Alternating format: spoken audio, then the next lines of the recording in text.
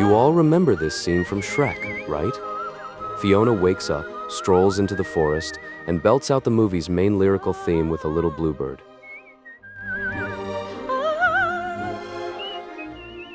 This moment is actually a direct callback to a similar scene from 1937's Snow White and the Seven Dwarfs, where the Disney princess has a sing-off with a woodland bird. But in Shrek, this idyllic little vignette about a beautiful princess connecting with nature gets a wonderfully cynical twist.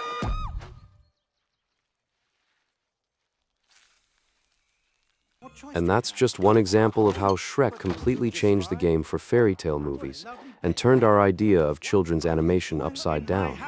It didn't just deconstruct the Disney canon. Oh, no. Dead broad off the table. It set a brand new bar for comedy. Harold, Shrek, Fiona, Mom, Harold, Donkey. It revolutionized the use of music. It kicked off a massive trend of postmodern, real-world pop culture references.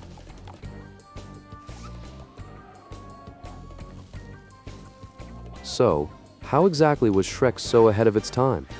Let's dive in with our video essay on this childhood classic.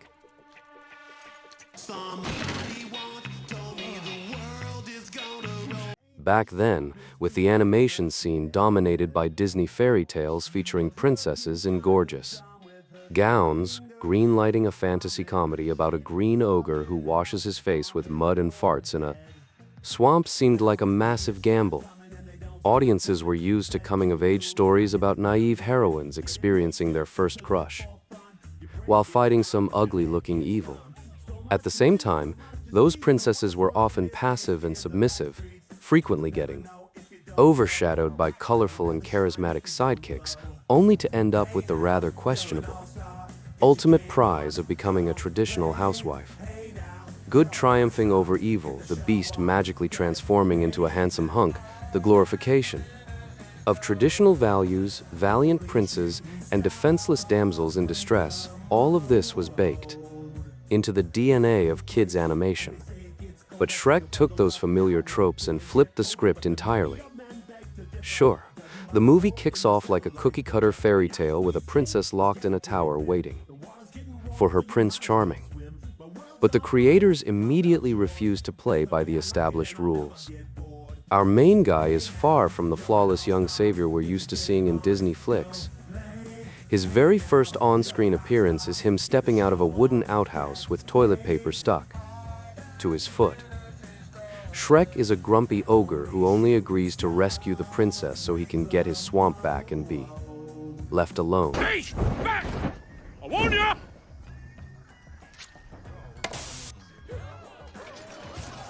And the leading lady? She's no conventional helpless little bird. Fiona can kick butt better than any prince out there.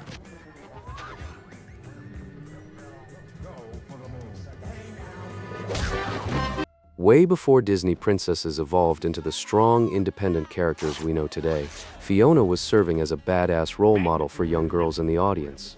Even the antagonists in Shrek break the mold.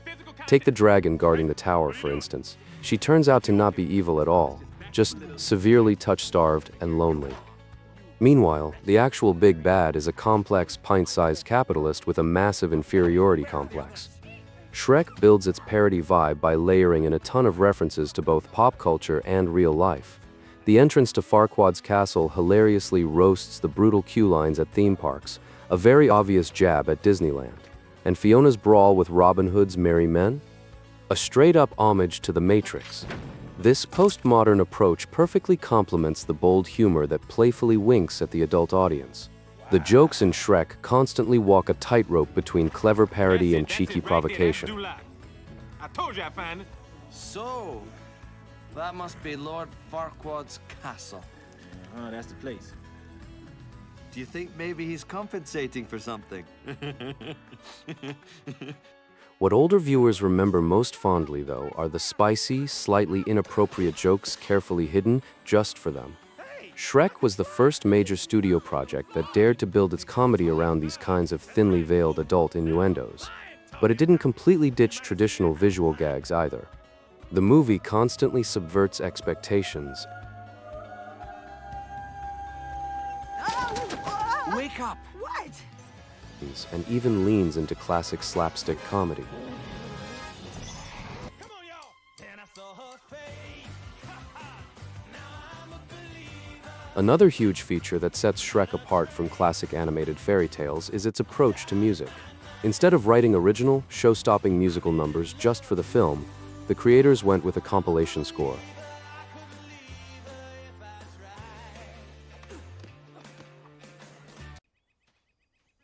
Only a handful of instrumental tracks were composed specifically for the movie. For the rest, they favored licensed, pre-existing bangers, a strategy the Shrek team totally borrowed from indie cinema. My beloved monster and me. We go everywhere together. The soundtrack directly ties into what's happening on screen, acting as a narrator for emotional beats, amplifying the sting of loneliness,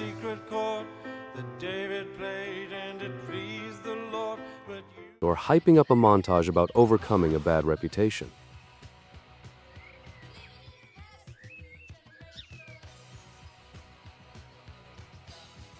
The ending of the first Shrek, while seemingly typical Shrek and Fiona get hitched and ride off into the sunset, still totally shatters the Disney mold. Fiona stays an ogre, pushing a remarkably progressive message for early 2000s cinema, that behind the mask of a green monster lies genuine, soulful beauty. Looks can be deceiving, and true love isn't about physical appearance. Shrek was followed by an absolutely stellar sequel that doesn't just match the quality of the first one, but actively fights it for the title of the best movie in the franchise. The second installment deepens the original's message and continues to dismantle fairy tale archetypes. Prince Charming isn't your usual brave champion of truth and justice, and the caring, helpful fairy godmother is exposed as a ruthless, manipulative kingmaker. He can handle this. He endures blister. The new characters blend into the existing universe so flawlessly that they instantly steal the audience's hearts. Honestly, it's hard to believe these guys didn't even exist until the sequel. Shrek 2 doubles down on rejecting fairy tale conventions and plays around with even more iconic pop culture imagery. We get Pinocchio dropping in like a spy in a blockbuster mission.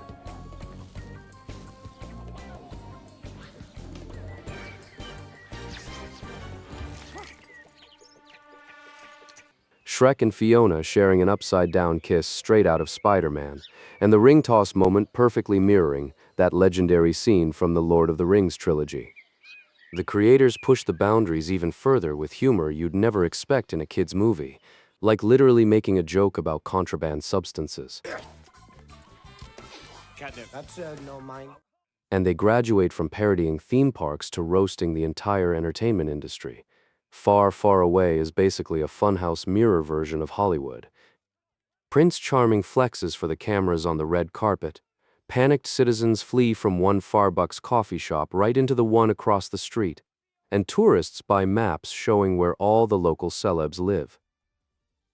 And in the post-credits scene, the cast even competes in a singing contest called Far, Far Away Idol, their universe's spin on the massive hit show American Idol. This critique of show business feeds right into the franchise's core philosophy. Stop chasing outdated behavioral norms or superficial beauty standards shoved down our throats by tradition and the media. Unfortunately, the subsequent sequels just didn't capture that same lightning in a bottle. Audiences weren't feeling the new characters, Shrek's sudden passivity, or the flat, often out-of-place humor. These later installments really show the franchise and everyone's favorite lovable ogre running out of steam as the heart of Shrek's story takes a back seat. Instead of deconstructing the canon, the movies fell back into safe, predictable plots with cookie-cutter villains. I toss and I turn and I dream of what I need. Hit it!